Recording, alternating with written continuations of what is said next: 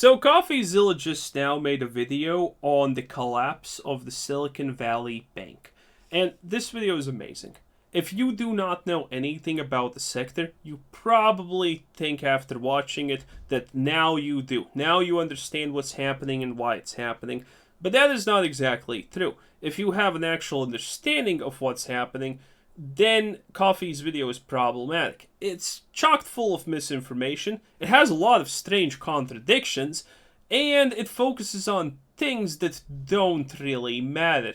And when I finished watching his video for the first time, I had the impression that the way he is portraying this situation is that Silicon Valley Bank did absolutely nothing wrong, and it was a black swan event pretty much that decided to magically finish it off and make it go under, which is completely not the case. So I will be trying to make sense of a couple of things that Coffee is saying here, so it's actually applicable to reality, not just a bunch of Wikipedia terms. However, despite their differences, these banks failed for similar reasons at a high level, which is this. They all experienced a run on the banks when too many people demand too much money too fast, and the banks don't have cash on hand. Now, I want to make something clear. It would be easy to draw the comparison to the crypto crash in 2022 when several crypto companies like FTX collapsed, but there is almost in reality no way that you can draw any real parallels between these two things. FTX collapse was because its value was artificially inflated by themselves because they had tools to artificially inflate their value, and they did so multiple times. Then after they acquired actual stable funds and they were finishing buying expensive houses for each other, then they actually tried to invest and make money. But the problem is, they were incompetent. They lost money. They pretty much just threw that money out the window, and they had absolutely no risk mitigation. If there is one parallel that you can draw between the FTX situation and Silicon Valley Bank, it's the fact that there was almost no risk mitigation. And that's the huge problem here. there's an important difference. Companies like FTX were insolvent. When there was a run on their banks, they had no money to give. Whereas the banks we're talking about were illiquid, meaning they had the money, but when they had the bank run... So this is the Wikipedia terms, or Investopedia probably. So these terms don't matter. In the world of finances, there are a bunch of terms. In a lot of cases, these terms are not actually applicable to real life. The main problem with both of these situations was illiquidity. They did not have enough money to give out to the people who demanded this money, and that created panic. Now, technically, what Coffeezilla here is saying is 100% incorrect, because even in FTX's situation, they technically had things that they could sell to acquire this money if they really, really wanted to. But they didn't even try that too much, honestly, or it completely collapsed. So this is completely the same for both situations.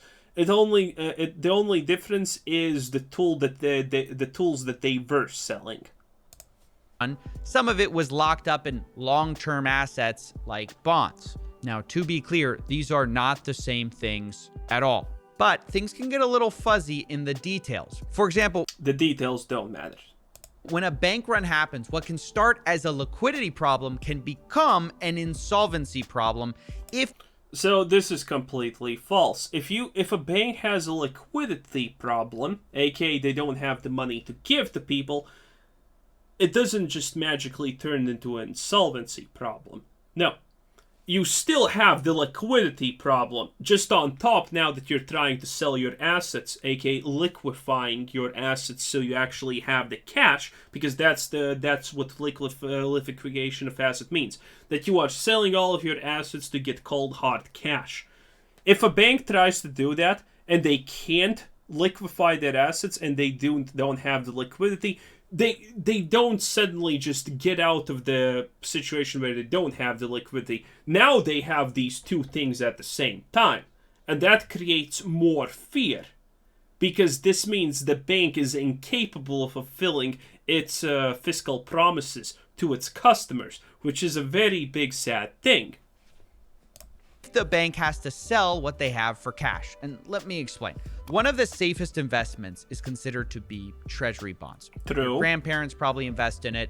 Banks invest in them, both for the same reason. They provide a stable rate of return. So incorrect. Well, he is technically correct that yes, it is a stable point of return, that that percent of return will literally never change. The incorrect thing here is that how is he portraying this? Banks invest into these bonds because they are literally considered the safest investment tool possible for humanity.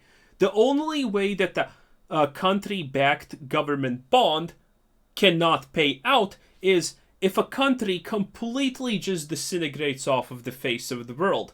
And I'm talking about quite literally disintegrates, because in most cases, even if two countries are in war with one another, the winning side, after assimilating the losing country into their territory, will still most likely, in most situations, take on the fiscal responsibilities of the previous government. So you see, this is just one of the, well, this is literally the safest investment possible.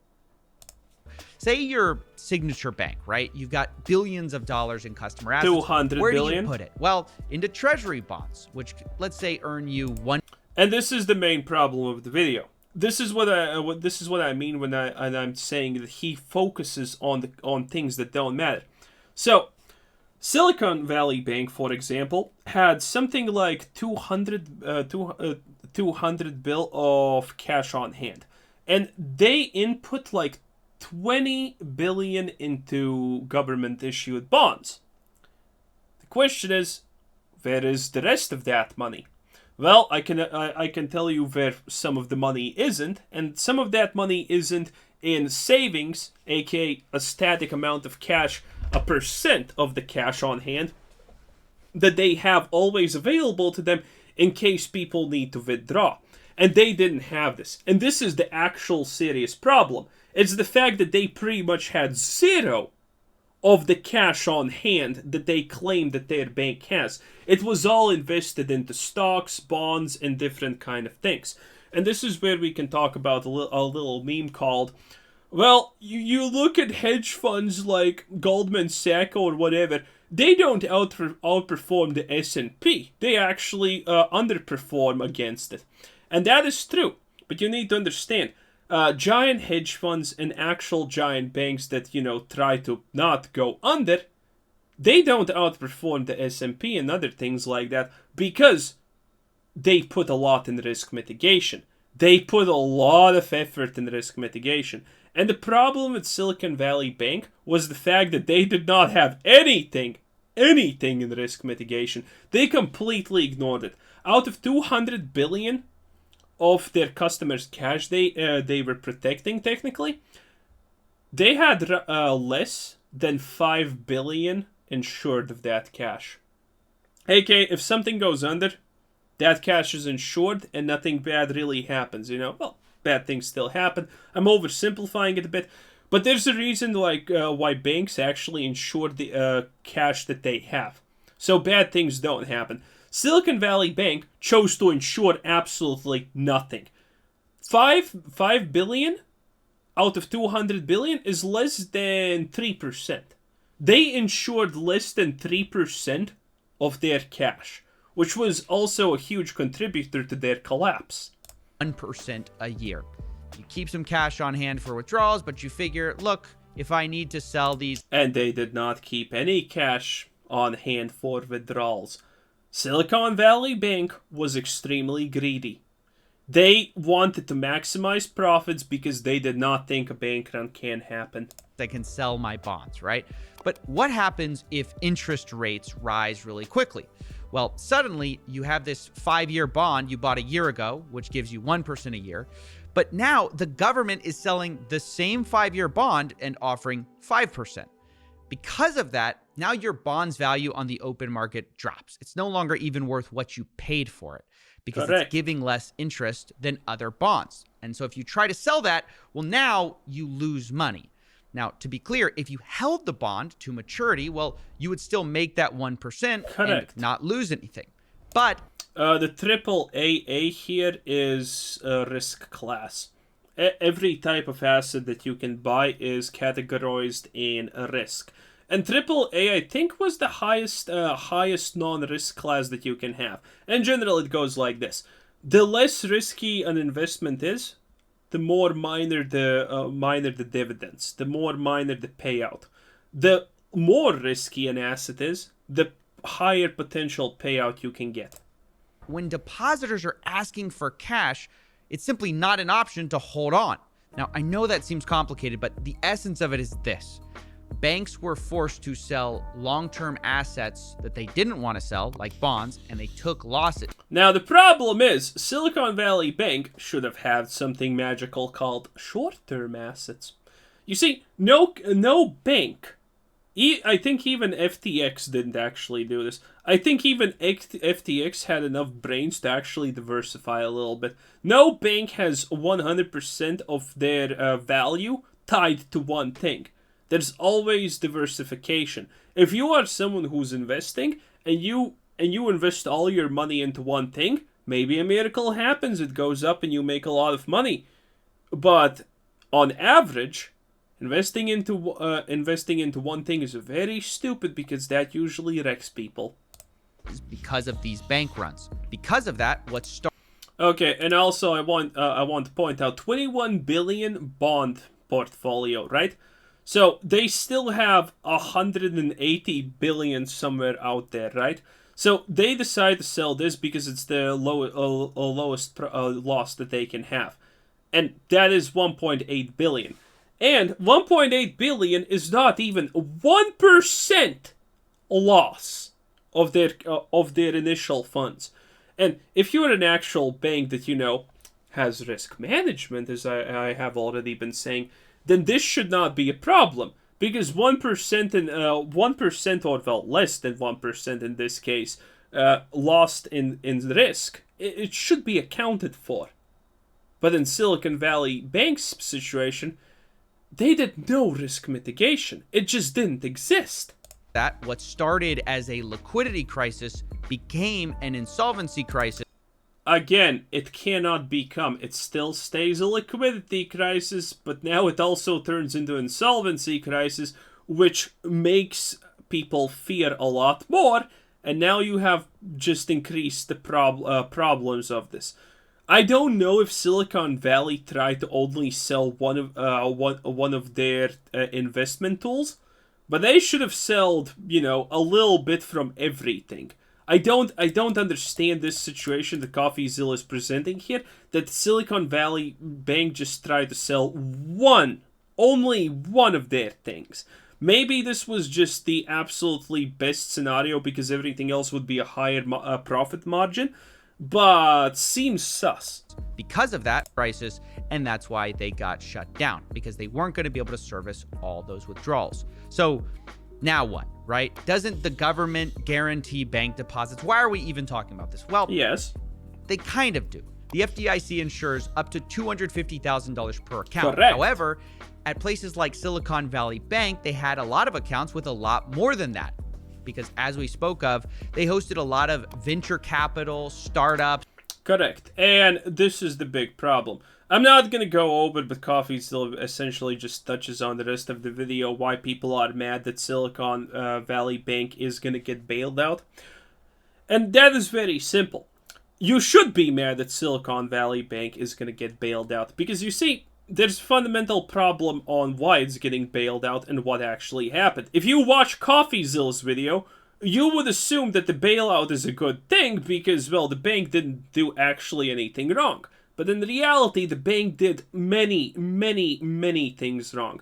Previously, banks had an obligation to hold 10% of their value into accessible at any time money to give out to people if they want to prevent bank runs. That got removed. Now banks need keep 0% of their total capital as something that they can pay out to their customers, which is bad, and that's the problem. And Silicon Valley Bank did not think that there's going to be a bank run. Essentially, they just went full on greed.